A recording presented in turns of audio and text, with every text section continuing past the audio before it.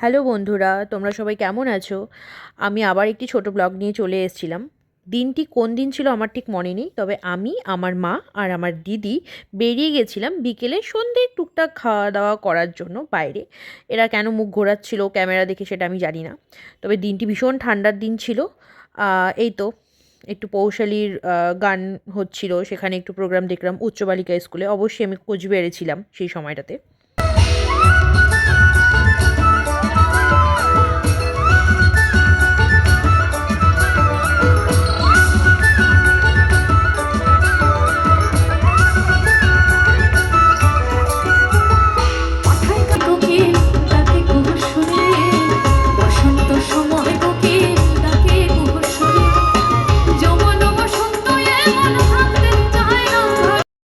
এই তো প্রোগ্রাম শেষ করে এবার আমরা সবাই বাড়ি ফিরে যাচ্ছি।